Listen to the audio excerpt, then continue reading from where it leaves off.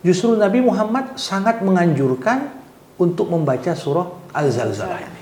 Nanti sebelum kiamat, semua barang tambang yang ada di perut bumi akan dikeluarkan oleh bumi. Di saat kita dibangkitkan, tiap orang itu akan punya tandanya masing-masing. Peliharalah dirimu dari api neraka, walaupun hanya dengan setengah kurma.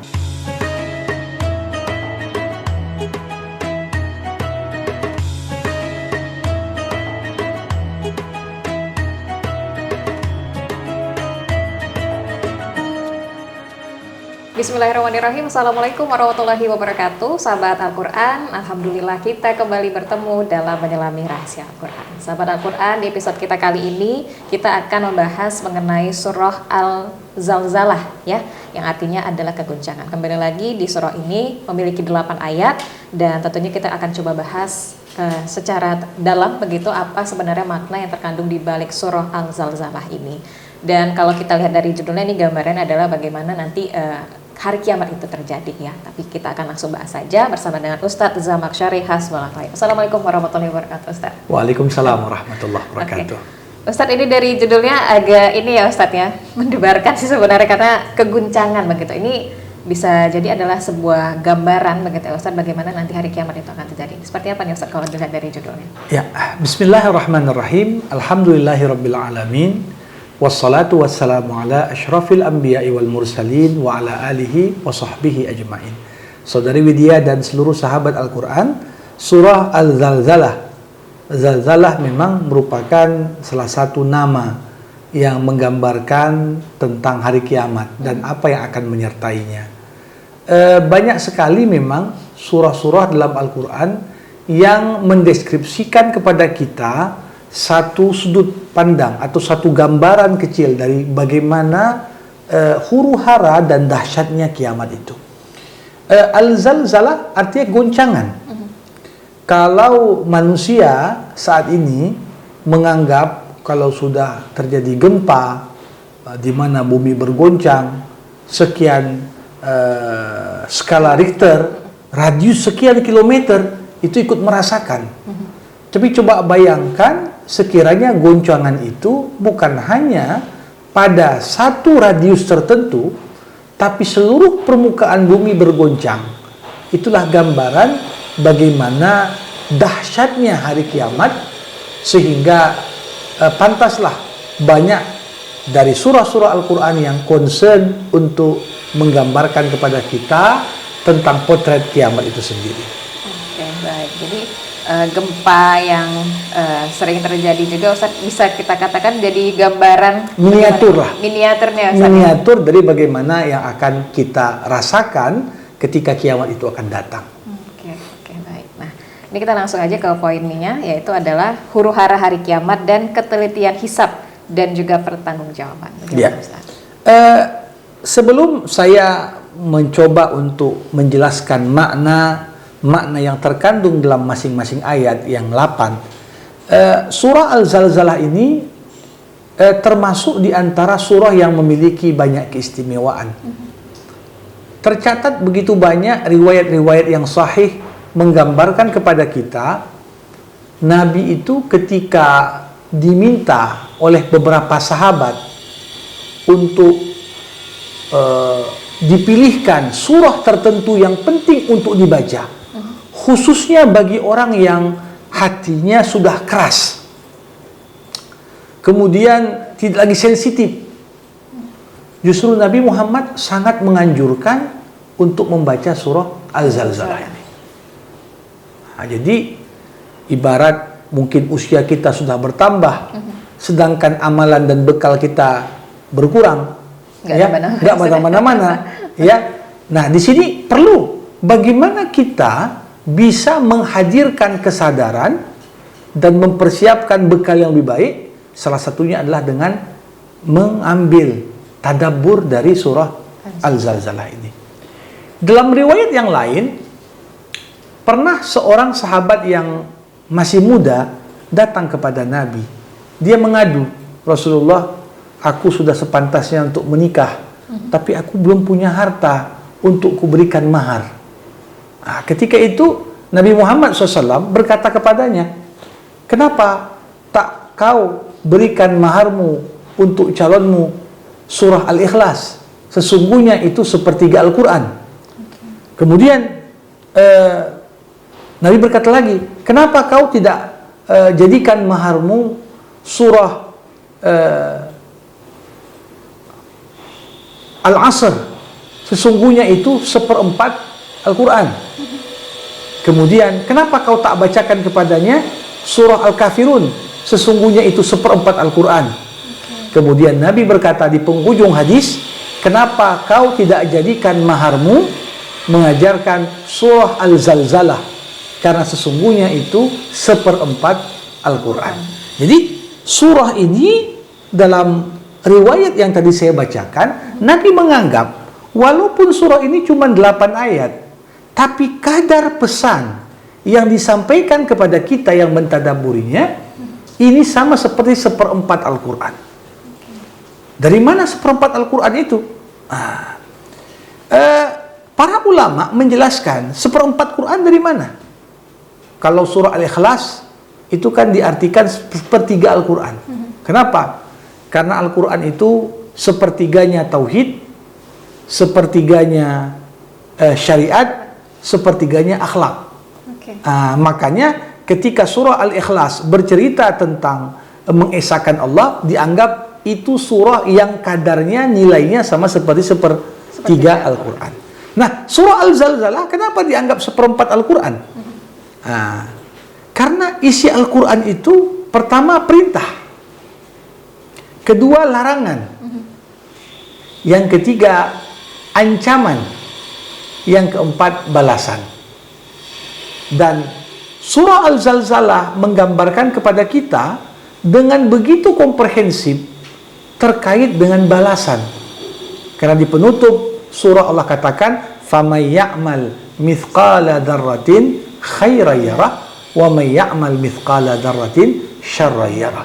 Siapa yang berbuat kebaikan walaupun hanya sebesar biji zarah akan dinampakkan, akan dibalas setiap orang sesuai dengan kadar kebaikan yang dibuatnya. Sebaliknya, siapa yang berbuat keburukan walaupun hanya kecil, kita anggap enteng dan sepele, tapi sesungguhnya balasan keburukan atas perbuatan buruk itu tetap akan diberikan nanti pada hari kiamat kelak. Jadi ini alasan dan rahasia kenapa mentadabburi surah Al-Zalzalah, bahkan membacanya seperti kadar kita membaca seperempat Al-Quran. Ya, baik. Kalau dilihat memang tema utama dari surah Al-Zalzalah ini adalah berkaitan dengan hari kiamat dan apa-apa saja yang nanti akan menyertai kiamat ketika terjadi. Allah memulai dengan mengatakan, "Idza zulzilatil ardu zilzalaha." Ingatlah ketika bumi digoncang dengan goncangan yang begitu dahsyat. Jadi goncangan yang ada pada bumi itu goncangan yang bisa dikatakan tidak ada satupun permukaan bumi kecuali ikut bergoncang.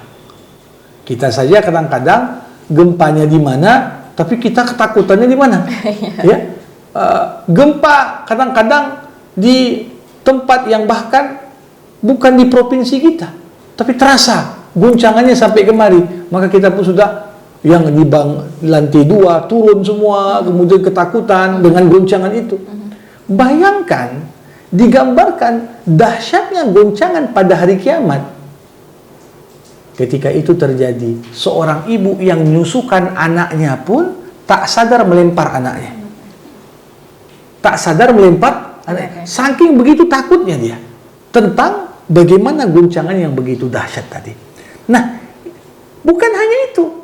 Allah katakan, "Wa akhrajatil ardu athqalaha." Bumi akan mengeluarkan semua isi perutnya. Kata-kata athqal merupakan bentuk jamak dari thaqal. Thaqal artinya berat atau beban. Isi perut bumi itu apa? Ada yang menafsirkan nanti sebelum kiamat semua barang tambang yang ada di perut bumi akan dikeluarkan oleh bumi. Sampai ada sebuah riwayat hadis yang mengatakan bumi akan mengeluarkan dari perutnya emas dan perak. Lantas kemudian seorang pembunuh ketika melihat ada emas dan perak di situ, dia katakan, demi inilah aku membunuh. Ketika ada orang yang memutuskan tali silaturahmi dengan saudaranya, dia katakan, demi inilah aku putuskan tali silaturahmi.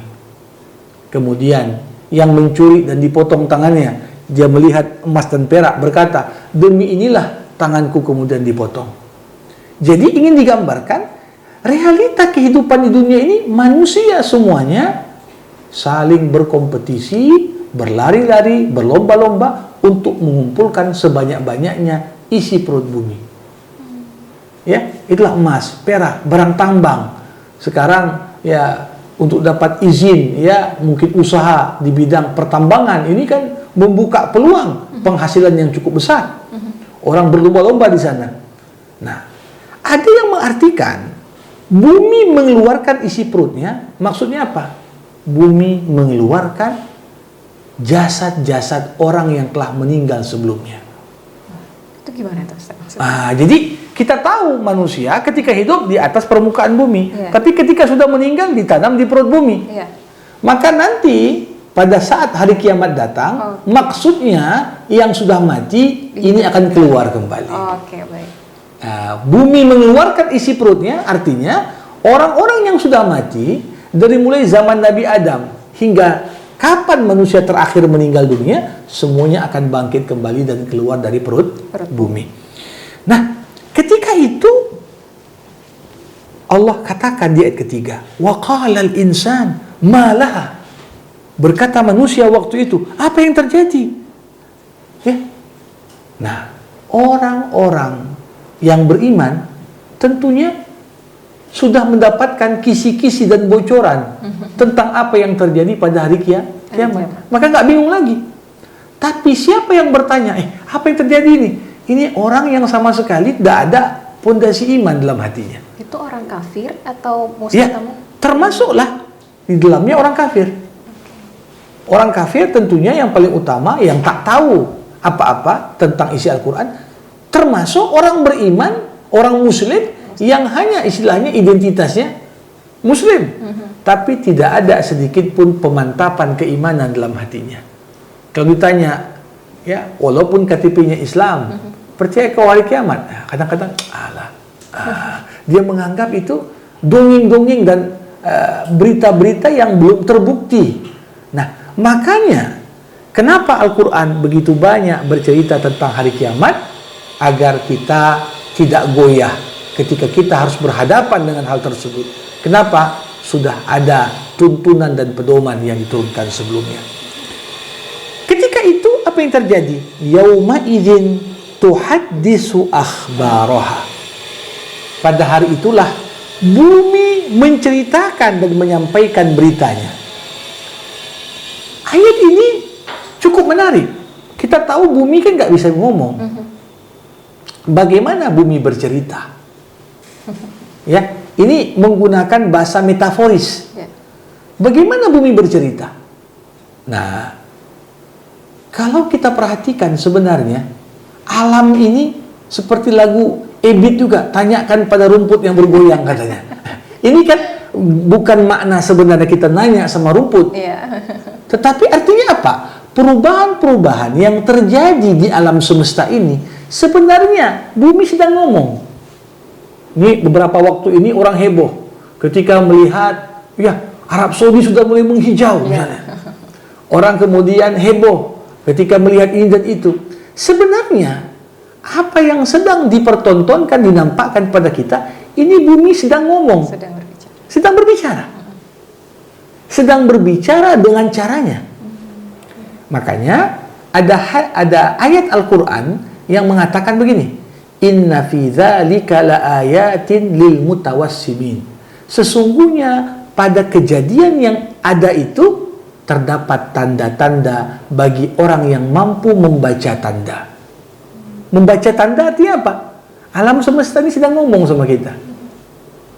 Tetapi apakah semua orang memahami bahasanya? Nggak semua. Tidak. Ya, artinya di satu sisi tanah yang kering mulai menghijau, di sisi yang lain tanah yang hijau mulai mengering. Ya, perubahan iklim, kemudian ya gunung meletus, longsor, berbagai bencana dan fenomena alam sedang terjadi. Ini bumi sedang ngomong sebenarnya. Nah, ngomong yang bagaimana? Mengingatkan kita tentang pesan-pesan Allah dengan bahasanya. Yauma idzin tuhaddisu akhbaraha. Maka dari itu kalau kita lihat di antara tanda-tanda kiamat ini kan ada tanda-tanda kecil yang mungkin sebagian besar orang sudah menyaksikannya. Orang-orang yang dahulu miskin sekarang berlomba-lomba membangun bangunan yang tinggi dikatakan. Kemudian akan banyak terjadi kematian massal. Ya, itu di antara tanda kiamat kecil. Kemudian digambarkan lagi misalnya kembali hijaunya Jazirah Arab dan lain sebagainya. Ini pada dasarnya bumi sedang menceritakan. Inilah yang telah dilalui. Kalau kita mengkaji berapalah usia bumi ini sekarang, sudah berapa lama alam semesta ini ada. Nah, tentunya perubahan-perubahan yang ada itu adalah cara ya bumi bercerita yang tak mungkin kita pahami kecuali kita bertafakur, berkontemplasi untuk mampu membaca tanda-tanda yang disampaikan kepada kita. Nah, yauma idzin tuhaddisu akhbaraha bi anna rabbaka awhalaha. Pada hari itu bumi bercerita tentang beritanya karena Allah telah memerintahkan yang demikian itu padanya. Jadi fenomena atau apapun perubahan yang terjadi di muka bumi itu Allah yang perintahkan. Dan sebenarnya bumi sedang ngomong sebagai perpanjangan tangan. Wahai manusia, kenapa sekarang terjadi longsor? Ini pesan Allah untukmu. Makanya dalam agama terdapat perbedaan antara berfikir dengan bertafakur. Berfikir hanya sekedar mencoba memetakan masalah dan mencari solusinya. Itu berpikir. Tapi bertafakur adalah mencoba mengaitkan suatu masalah dan penyelesaiannya dengan apa pesan Allah di balik setiap bencana yang diizinkannya untuk terjadi.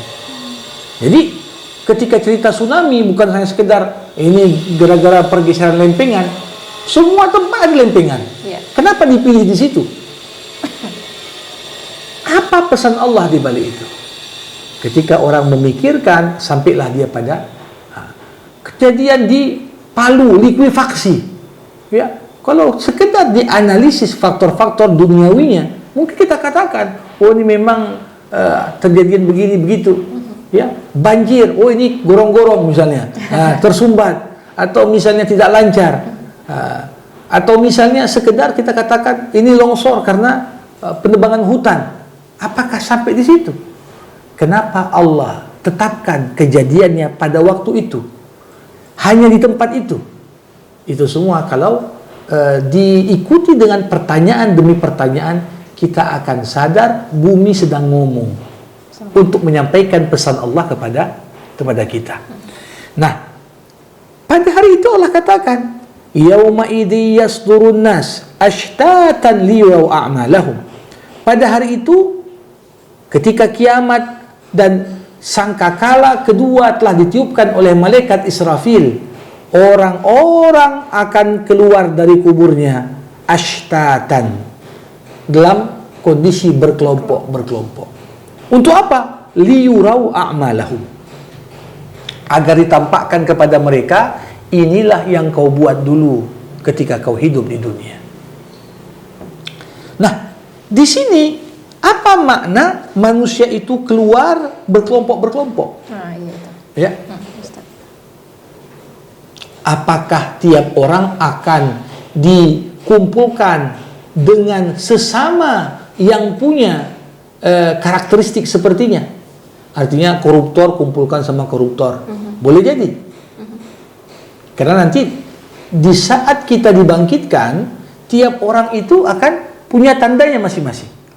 Orang yang berwudu dikatakan satu kelompok dengan orang yang suka menjaga wudhu sehingga wajah mereka itu berseri-seri. Satu kelompok.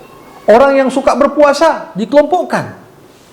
Tapi begitu juga orang yang mencuri itu apa akan membawa hasil curiannya sambil dibawa di padang mahsyar. Jadi ini makna yang mungkin kita pahami. Manusia dikumpulkan berkelompok-berkelompok sesuai dengan kelompok mana dia. Perbuatan amal yang dikerjakan di dunia. Tapi bisa jadi dipahami manusia dikumpulkan secara berkelompok-kelompok artinya tiap manusia akan dikumpulkan dalam barisan mana nabinya. Jadi umat Nabi Adam ya kumpul belakang Nabi Adam. Umat Nabi Nuh begitu juga. Termasuk umat Nabi Muhammad SAW yang nantinya pada hari kiamat dikatakan akulah Nabi yang paling banyak umatnya. Jadi dikumpulkan sesuai dengan siapa nabinya. Atau kita tafsirkan tiap kelompok manusia yang dibangkitkan dari kubur akan dikelompokkan sesuai dengan karakter orang yang bersangkutan. Jadi orang yang buruk bersama orang-orang buruk dikumpulkan.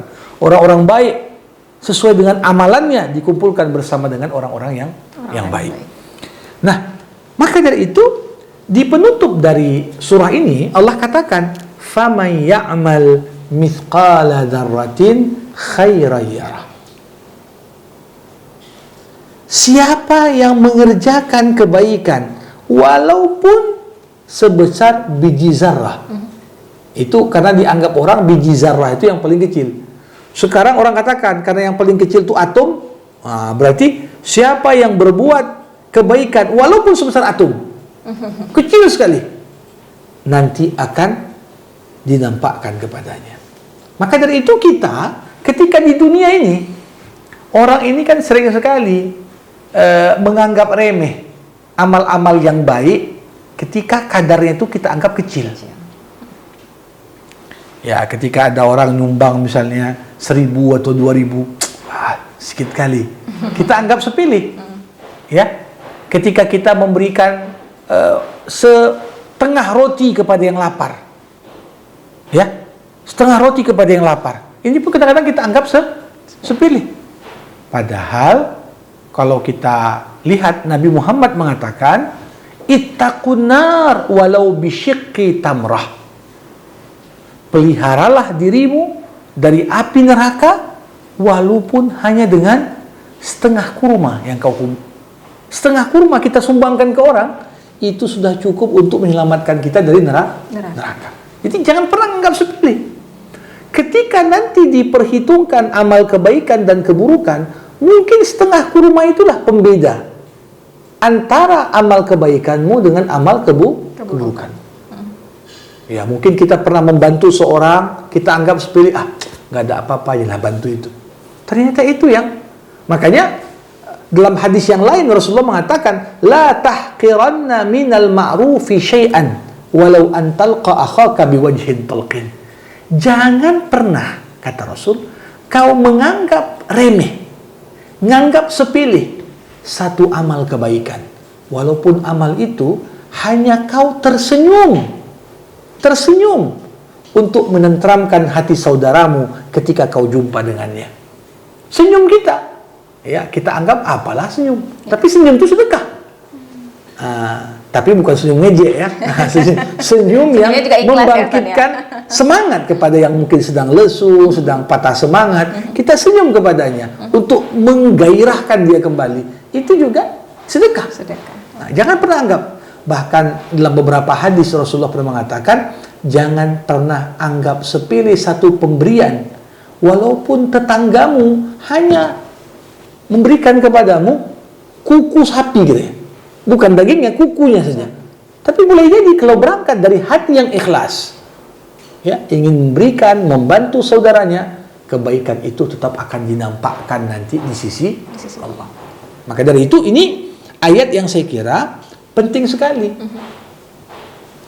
Ya, kadang-kadang nggak usah jauh-jauh, kita berwudu lewat semut, kita menghentikan wudu kita sekedar untuk menyelamatkan semut agar tidak terbawa oleh air wudu kita.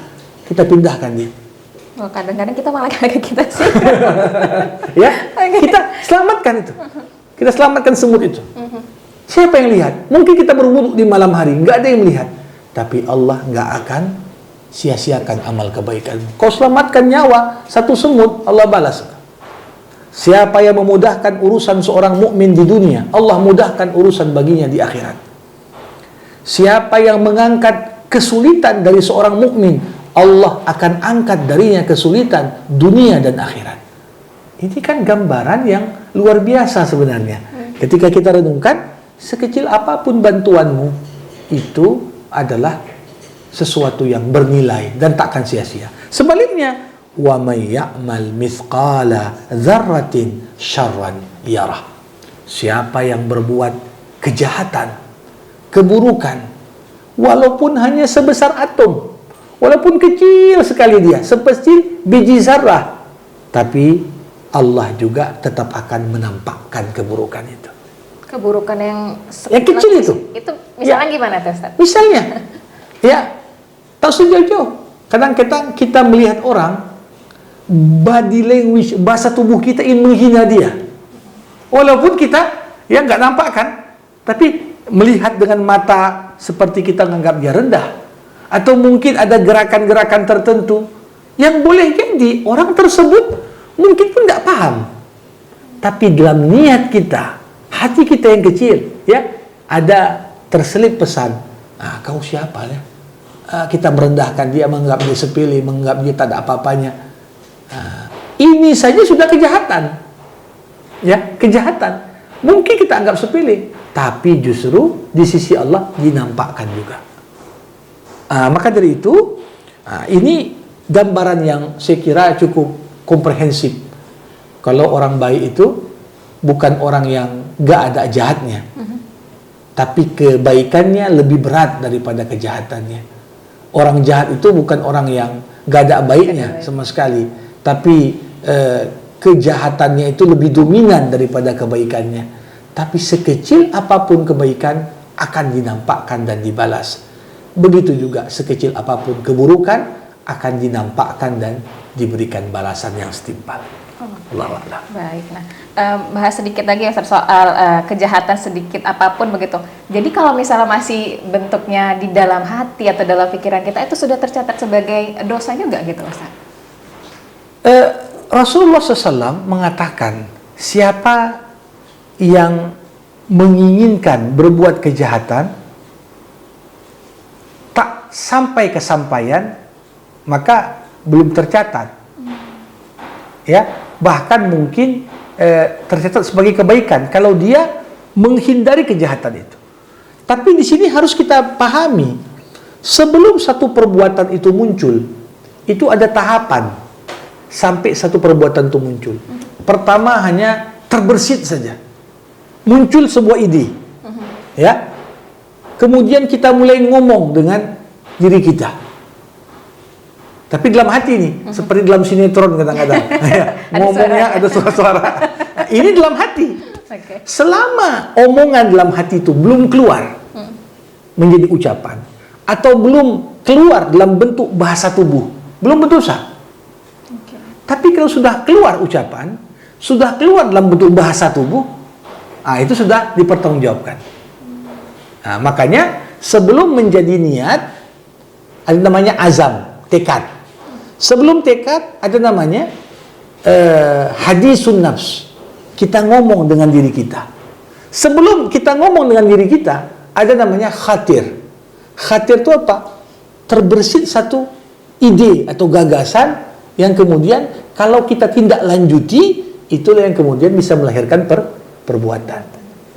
Jadi selama masih dalam tahap bicara dengan diri sendiri, belum tersampaikan dengan kata-kata, belum diekspresikan dengan bentuk bahasa tubuh, maka belum ada pertanggungjawaban.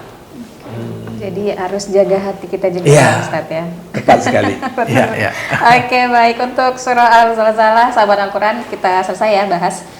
Sampai di sini pesannya sangat luar biasa. Tentunya tadi sudah disampaikan juga oleh Ustadz, dan kita harapkan sahabat Al-Quran juga sama-sama belajar kembali ya terkait dengan surah Al-Zalzalah ini, dimanapun sahabat Al-Quran berada. Kita ajak lagi sahabat Al-Quran untuk like, komen, dan subscribe ke YouTube channel kita. Insya Allah kita kembali lagi di episode selanjutnya. Wabillahi taufiq wal hidayah. Assalamualaikum warahmatullahi wabarakatuh.